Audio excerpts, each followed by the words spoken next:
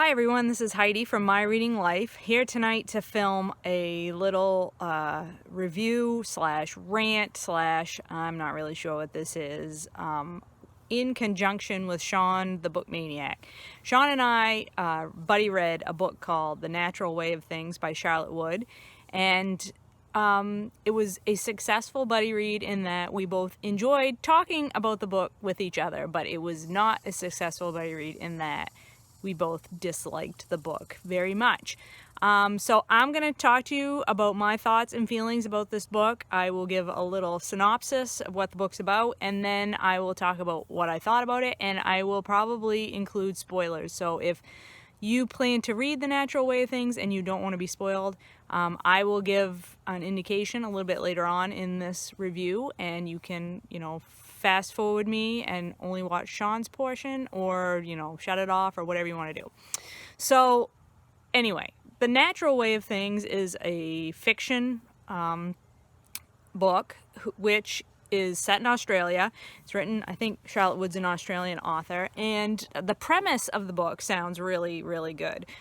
Basically, the premise of the book is that 10 women are captured, kidnapped against their will, and taken to this remote place in Australia in the outback. I guess it's like an abandoned sheep station or something to that effect.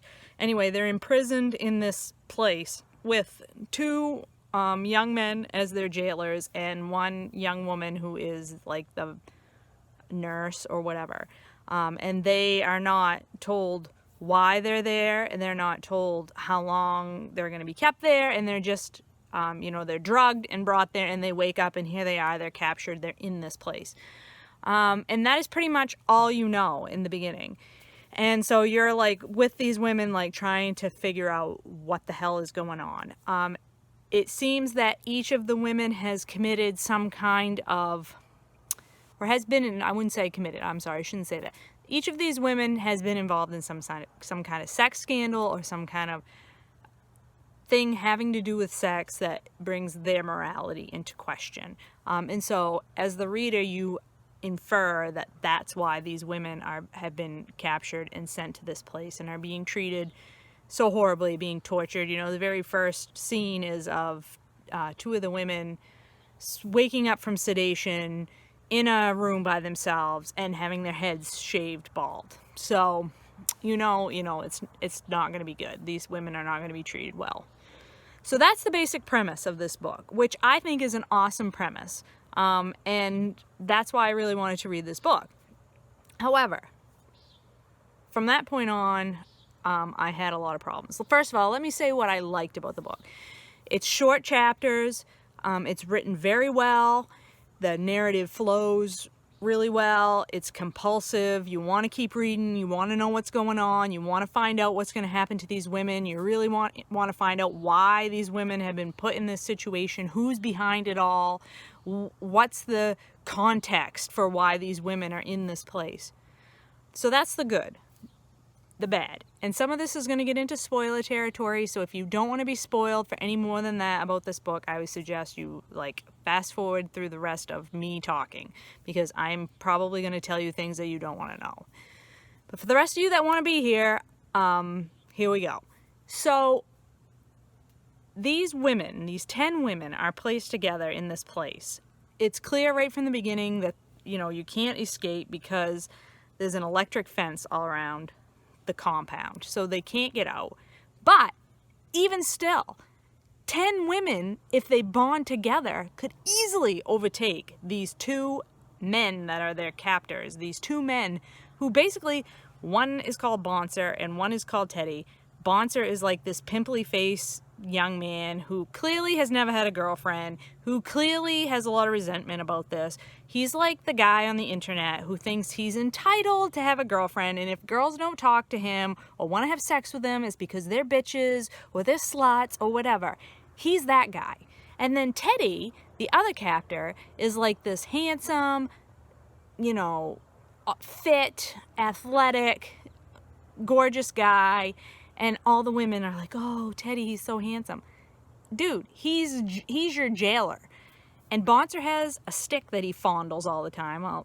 So I mean, that is really not very good symbolism. It's pretty obvious. And just whacks the women with it at all points whenever he feels frustrated by them. But still, these women, there's 10 of them. They could bond together and take these two guys out. They don't have guns. There's never a gun brought into the narrative at all. Why don't they just overpower these two guys and figure out a way to get out of this place? It frustrated the hell out of me that the women never work together. And I think that is like the through line of all my complaints about this book, is that the women fight with each other, dislike each other, pick at each other. They never bond together and they never get together. And isn't that the stereotype? Isn't that the stereotype that women can't work together? Women are always fighting with each other over frivolous, petty things, and men aren't like that. It's such bullshit. It's utter bullshit. And so maybe the author was doing this in a satirical way. You know, maybe this was meant to all be a big metaphor. I don't know. I'm a literal kind of reader. I really am. And a lot of times, if there's some deeper meaning and it's not on the surface, I have a hard time seeing it. And I fully admit that. I'm not the best reader that ever existed. I read for pleasure. But if your story is telling me that, you know, women, you know, just can't get along. They just can't get along. They're going to bicker and fight about everything, no matter, even if they're in a bad situation.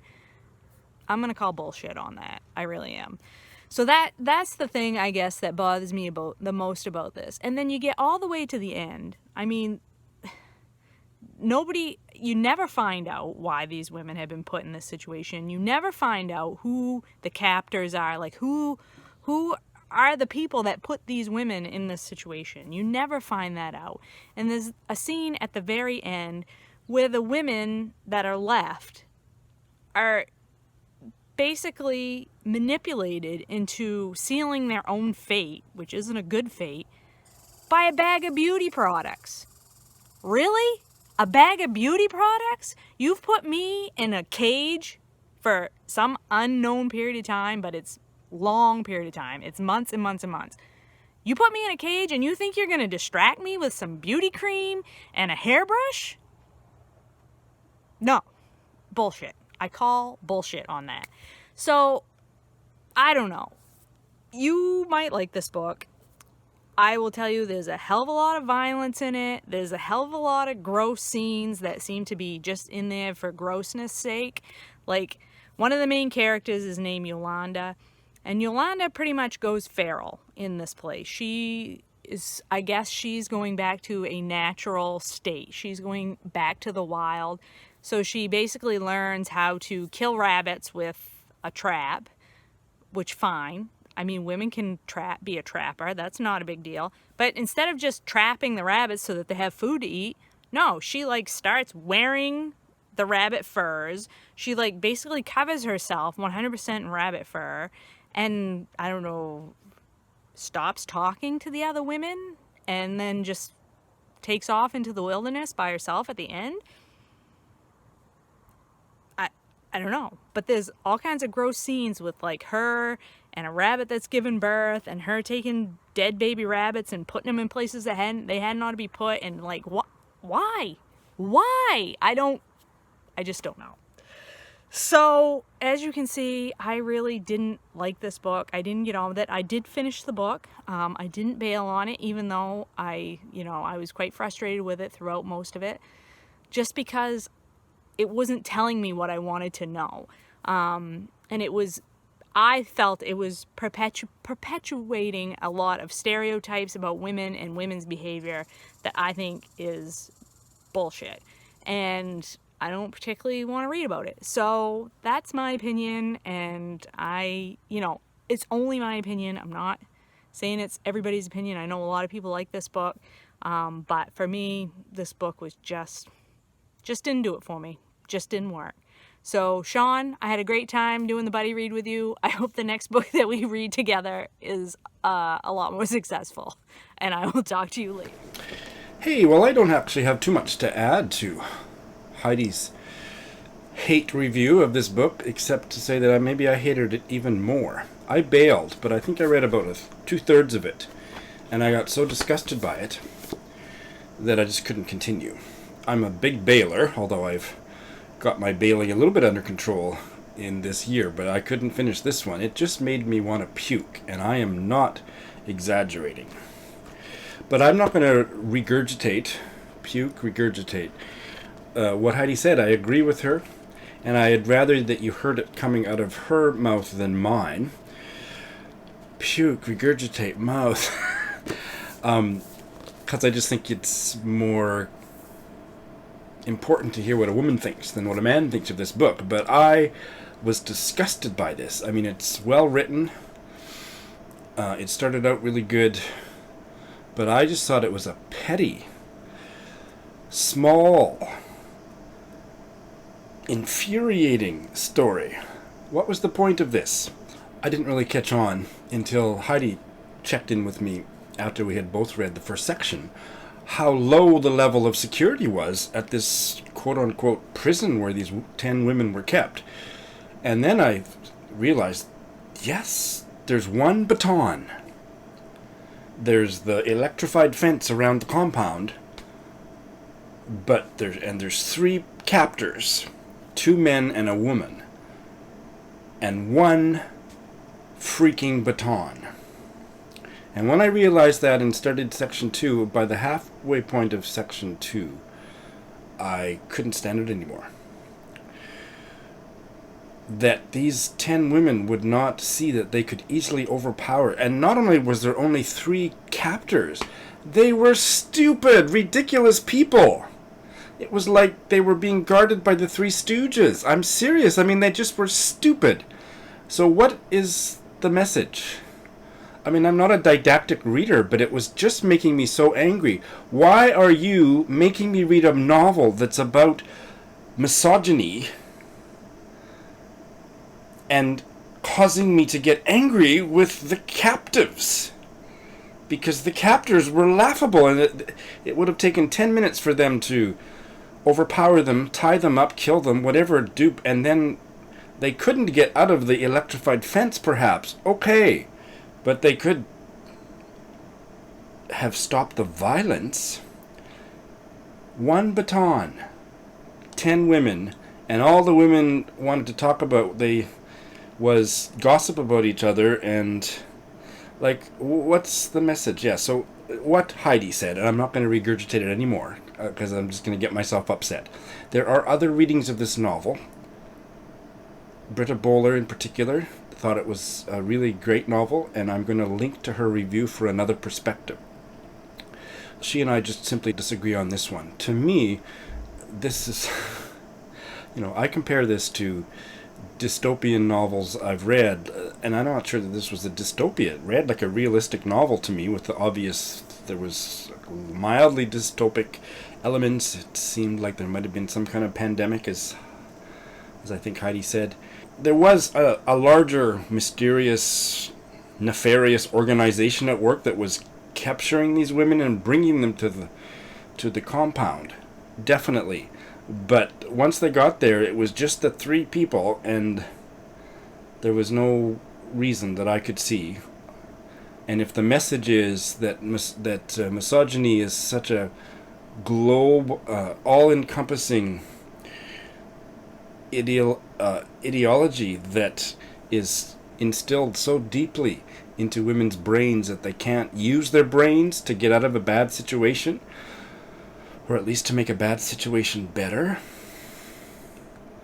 I fucking hate that message, so I couldn't finish the book. Heidi and I read this, and I couldn't even read it all the way to the end.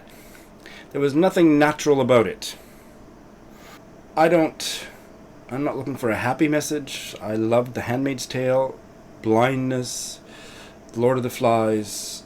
Those books struck me as realistic and wonderful. And I just to quickly finish up, this wonderful novel yesterday, Anosh Irani's The Parcel, which is really on a similar theme. It's about prostitutes and transgendered sex workers, Hijra, in Bombay, and the lives they led, and the oppression that they dealt with, and the victimization and the hierarchical systematization of that sexual violence was a really tough read.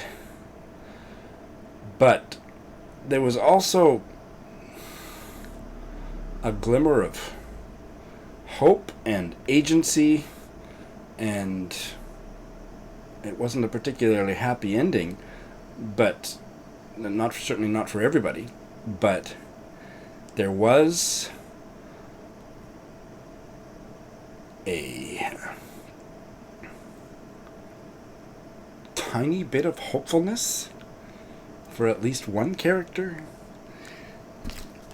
Heidi told me how the book ended, so I'm so glad that I didn't subject myself to it.